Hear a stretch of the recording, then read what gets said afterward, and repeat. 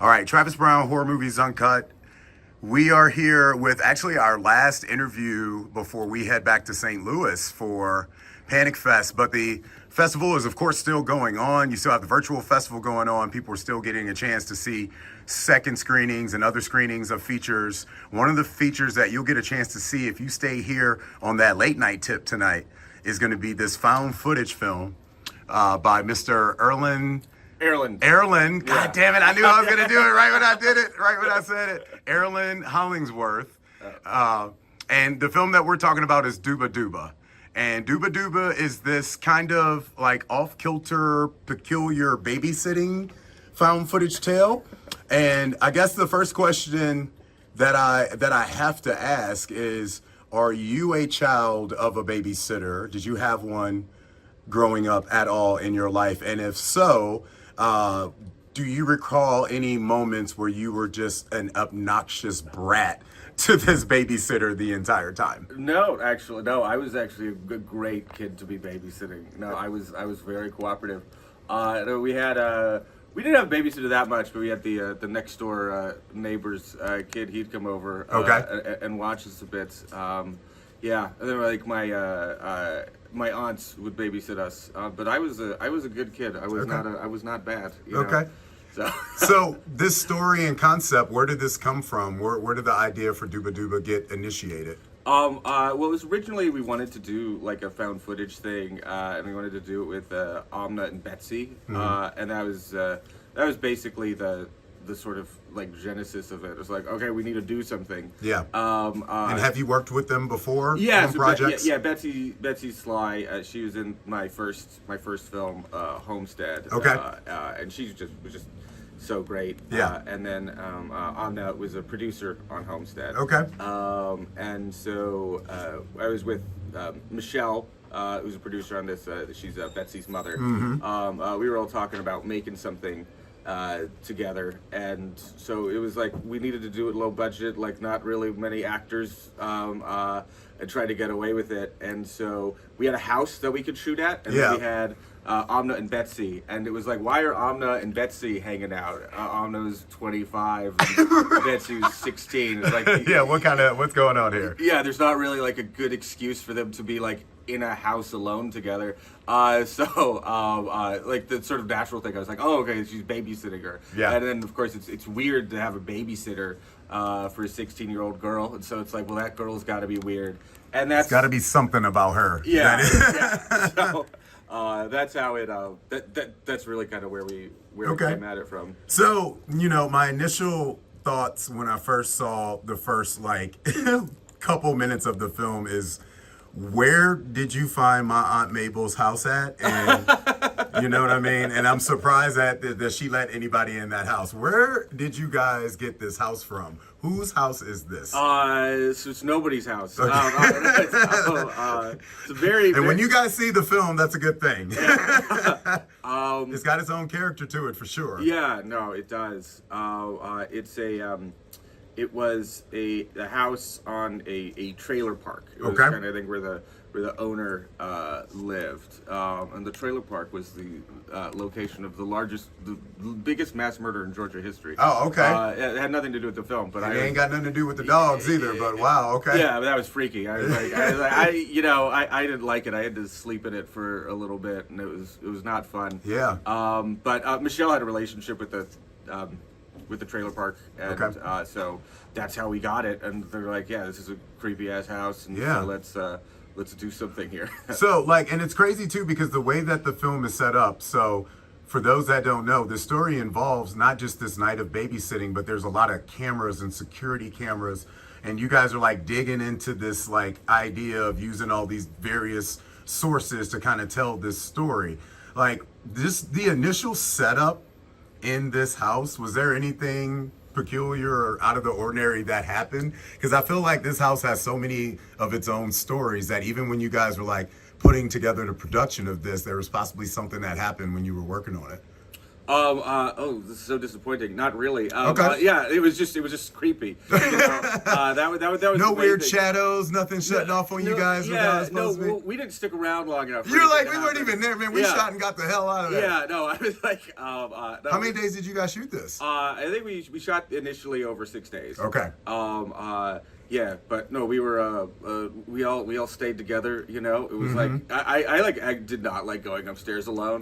man. So yeah, we didn't let our guard down. I'm not even about to spirits talking come about out. that kitchen Yeah. either, man. Like, I Oh don't know my God, where they're yeah. eating and stuff. We're not even going into that. I can't wait for people to see that. Yeah. So, tell me a little bit about this character, because there is, without giving away any spoilers, it's a very diverse character. There's layers to her character, and she seems to be just what we all are at the end of the day, which is just trying to be helpful. So tell me a little bit about like what you wrote for this character and how you knew that, since you've already collaborated with her on things, that this was going to be right for her.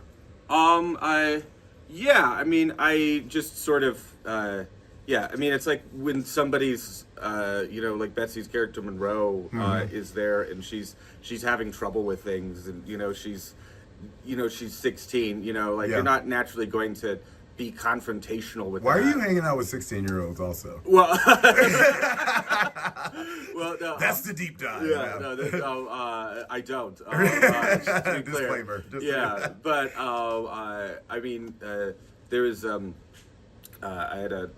had a girlfriend in high school actually who Okay. was very, like, I always thought she like weaponized her vulnerability. And so that was sort of like the inspiration that I took, where like she could be doing sort of bad things, but you kind of excuse them because they're she's having her own troubles. And so you don't really like notice what's going on Right. necessarily. So that's how I kind of had come to that, and kind of putting Amna in that place of like, well, yeah, you're not really going to be you're not going to, like, if something's going wrong, you're not gonna say it because you kind of feel bad for this person, and you think that they're unthreatening. Right. Have you ever met, like, so with Betsy's character, moving on from Monroe, like, have you ever met anyone that like exhibited those type of behavior patterns in your own personal life?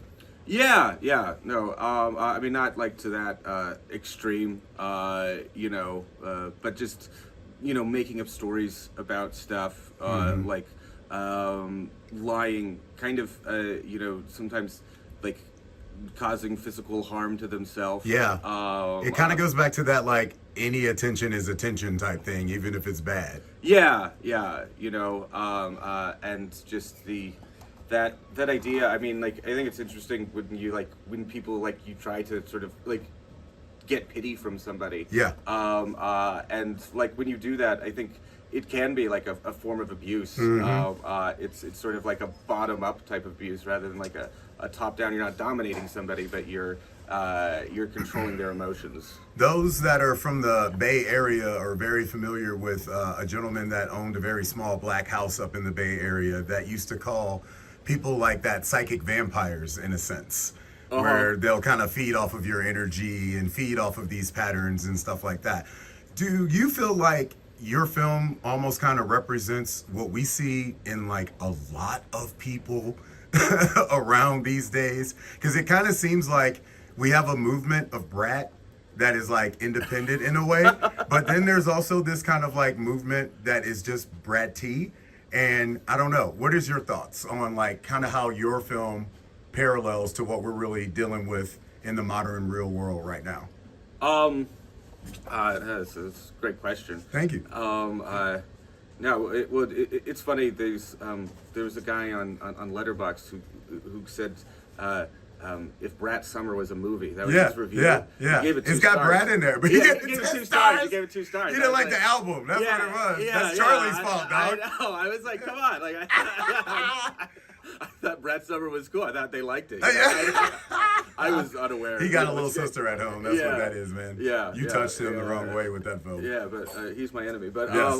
no, it was funny enough that I was like, okay, it's cool. I can see that. But No, so, yeah, I mean, I think that there is, like, I mean, I never wanted to, like, be, like, sort of, like, explicitly political Yeah. with everything. Right. Even though there's so much kind of a yeah, there's a lot nod of to. yeah, there's a lot of like kind of like a nod to politics and kind And of a movement. yeah, and you know. to America, And it's very reflective of what's going on right now. yeah, no, I think it is, but I never wanted to make anything explicit. I mean, it's these sort of things that I think are like always around, and just how people, you know, react to things and how they, you know, how you treat other people. Yeah. And kind of the different ways people have of dominating others.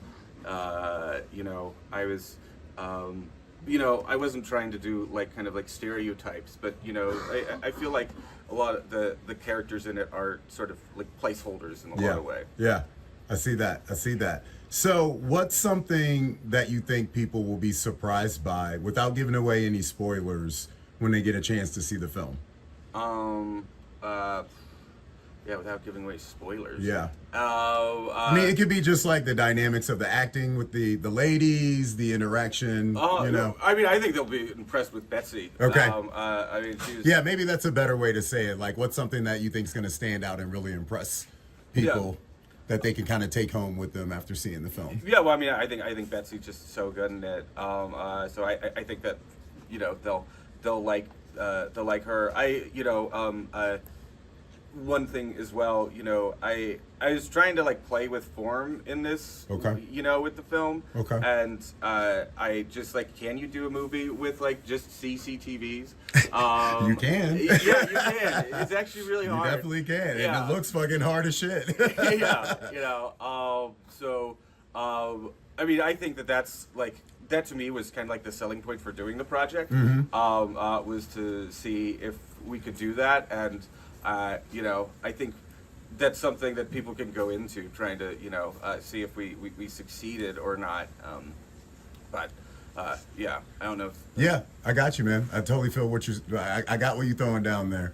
Ehrland, man, I appreciate your time on this. You know, I try not to be a journalist when I don't need to be, but I kind of have to be every once in a while. So I do have to kind of ask you, what's going on with you guys next? You guys got something else under the works you can talk about? Is there something you can talk about with this film that's going on next, like where you might be screening next? We got some possible distribution we could talk about. What's going on? I know you guys have played a couple festivals like UFF, UHFF, all those unnamed found footage and all stuff like that. Footage, Yep. Great festival. Yeah, man, I love what they're doing with that festival. Yeah. I think it's great. Yeah, no, they're so great. I brought I have their pass. Hey, yo.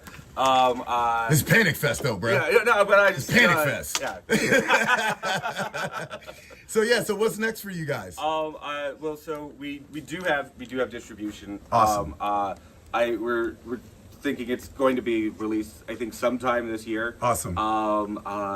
And some festivals lined up. I believe. I mean, we got Fright Fest in London, and then great. Morbido. That's awesome. Yeah.